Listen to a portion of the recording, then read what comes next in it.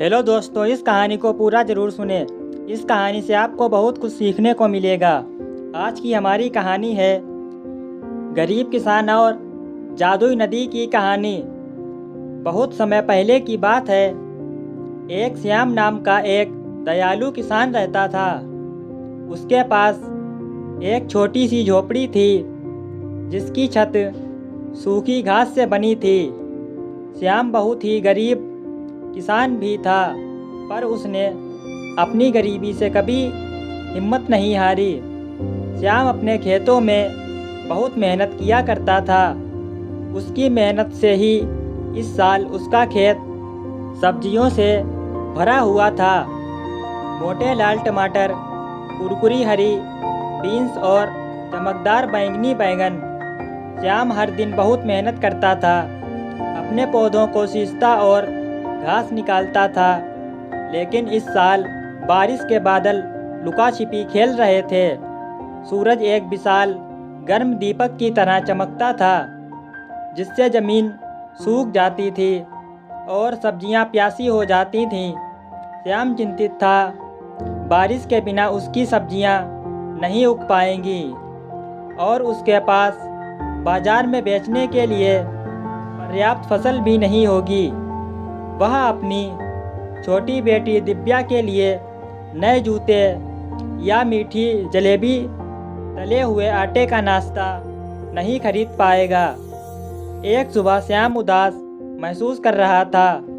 जब वह अपनी झोपड़ी के पास बैठा था तो एक छोटी सी गोरैया उसके कंधे पर आकर बैठ गई।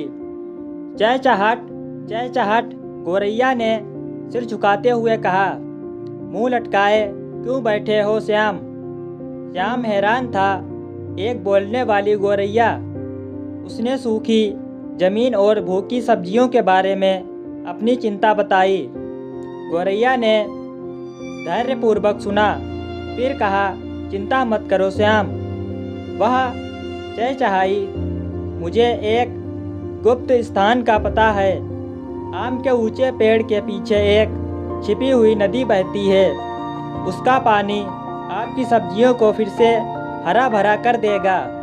श्याम की आंखें चमक उठीं। उसने गोरैया को धन्यवाद दिया और उसकी बताई हुई बातों का पालन किया।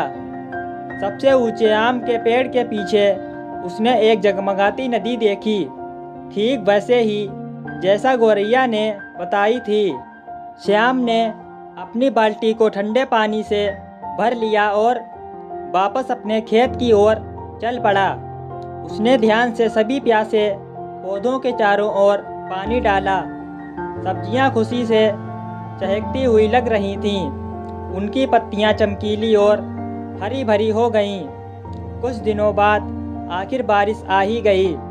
कोमल बूंदें छत पर टप टप टपकी, जिससे श्याम का दिल खुशी से झूम गया।